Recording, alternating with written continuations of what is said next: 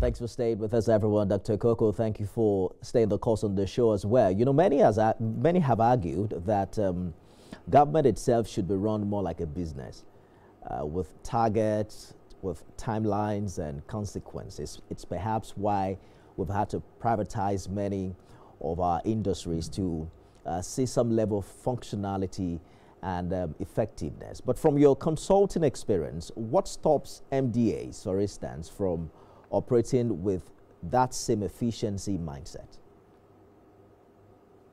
Well, the first one I would say after so many years is there are no consequences for poor performance. There are no consequences for good performance. And as long as you don't have that, people would default to what's convenient for them. When you look at the public sector in some other countries, you see they're just as efficient as the private sector. And that means we can do the same here. But people go to government with a different mindset. It's a time to get out of the, sharing the national cake, get job security, get as much pay as you can with doing very little work. But as we move forward, as the systems begin to get a bit more tightened, as performance begins to get better measured, as results have consequences for success or failure, you will begin to see a tightening of the bolt in the public service. And once that begins to happen, it's going to be an accelerated kind of growth, and I'm looking forward to that. You've said productivity dies where accountability ends. Break it down for us. What practical systems can keep people and the agencies of government accountable for performance? Well, if you look at the new performance management system that's in place, it's in place really, in theory, it's not yet been practicalized because they're working on it. But it starts with a very different premise, which is what should have been in the first place. Number one, it says, what's the minister's compact with the executive council? What's the permanent secretary's compact with the ministers? What are the deliverables? And then it begins to look at all the staff and gives them job descriptions, which have been lacking in the public service. If you get a level 12 officer and say, what exactly do you have to do, or what are your key result areas, they can generally tell, but it's not codified. So once we have these job descriptions and key result areas, and then we have performance metrics measurements and key performance indicators, and we implement them, the culture will resist for a little while, but after some time, like I said, nothing succeeds like success. So it's about bringing accountability in, making people see what impact their roles have to play on the general economy. And I think people will feel better when they can see that their performance is acknowledged. You think that you think that is implementable in our political climate, the way and manner these appointments are made, the groups and interests that they represent? How do you sustain this culture, vis-a-vis being not necessarily politically naive? Well, this is a question that's above my pay grade, but I'll tell you this.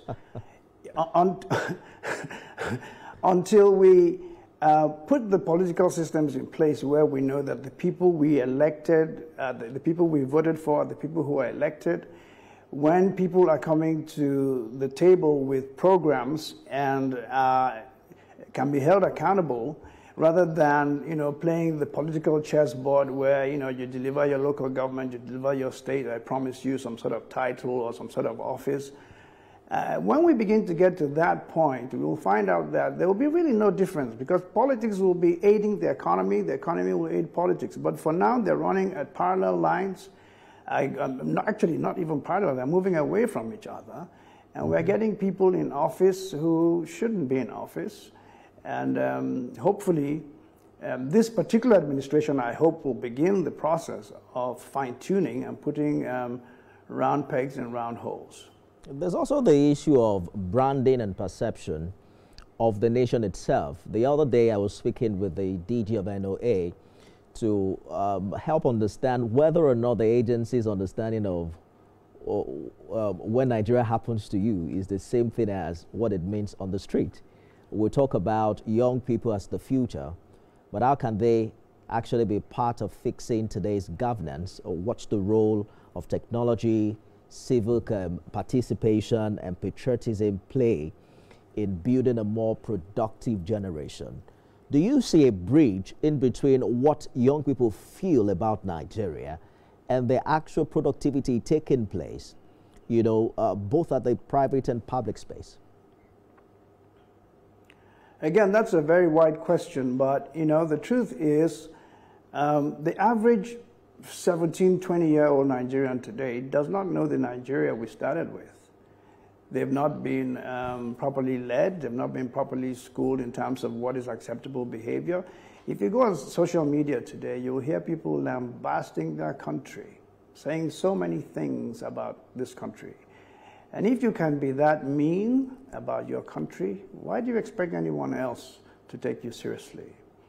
Now, yes, they have a point. They can point to poor leadership, disappointments in the past.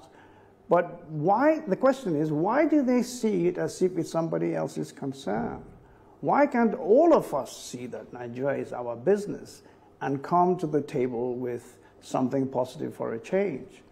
The National Orientation Agency should be far more visible and far more insidious in the way that it reaches out to people. Propaganda, for example, is required, especially in the age of social media.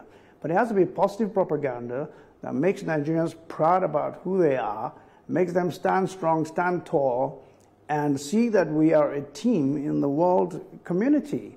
And our team must win. Once we have that attitude in place, once the flag begins to make your heart flutter, once the national anthem begins to bring tears to your eyes, once the pledge touches your soul, we will have a country. And until then, it's a little bit difficult. Propaganda is great, narratives are great, but there's also the reality of lived experiences, because it matters what the average Nigerian experiences, and there is no amount of propaganda that can change that reality. But you are big on flawless execution, and I want to take you back there quickly. What does that look like today in government terms, and how can we ensure great policies, as we've seen in our dear country, Nigeria, don't die at the implementation stage? Yeah. Well, there's a big thing about culture that's holding it back. But what I've done, and I think people like me, and I'm inviting everyone, consultants and patriots alike, to step forward and do what we can. In my organization, what we do is we have a corporate social responsibility called flawless execution. And we go to agencies, ministries, and departments that would have us, and we have a 3 to 4 hour high-level executive training on what flawless execution really is. And I can tell you, every time we have sessions with one of these people, they change. They come back to me and say, that was amazing, because that's what I've always felt, if we can have the right atmosphere. And that's why I insist that leaders should be part of the program. Because once you get leaders to understand that we have to close the gap between expectation and actual performance and bring that gap together, and our execution is flawless in terms of pursuing our vision and our mission objectives, then you'll be surprised the amount of energy, creativity, and innovation that's already sitting down in the staff you have right there, whether it's the public or private sector. So it's about letting people hear a different narrative of what's possible, and they will really get it. I've seen things happen, if I may. People just step up and say, if it's going to be, it's up to me. And when the more of that we need, that's all it'll take. Listen, Nigeria is like anywhere else. We don't need everybody to change Nigeria. Just a few good people. And I'm calling those few good people through your program to come and step up, and let's take Nigeria where it needs to go. In your last engagement with the BP, you cited countries like Singapore, Rwanda, and Ghana as examples of efficient service delivery. What's one lesson you think we need to learn from those countries that can be realistically applied here? Well, take Singapore, for example. The people they take into government, not just anybody. They take people who have shown progress, advancement, leadership in their fields. Because I've always said that once the operators are smarter than the regulators, the economy will tank. So it's still the same question of getting the right people to lead. Once you get technocrats in government, and that's what Nigeria needs now, technocrats in government. We saw it in the Obasanjo administration. We saw how much progress was made. We don't need to look at Singapore or South Korea or Rwanda. We have it in our history. If we could just look at that again and say, how do we get the right people to lead? Then everything will change. Do we have the right people leading us right now? I think you are one of them. How am I leading as a journalist right now from this studio? What a way to answer that question, though, Dr. Ikoku. I'm talking about governance. Because it's everybody. It's everybody, because you see, the people in government did not come from another country. They are us in office. So when you turn up on time, when you come to a program like this and you're well prepared, when your tech background, in terms of all the studio stuff is in place, everything is working smoothly, it's your little 4 acres, a little piece of real estate. But if you handle it right and the next guy does the same thing and the next guy does the same thing, we're going to have a great country.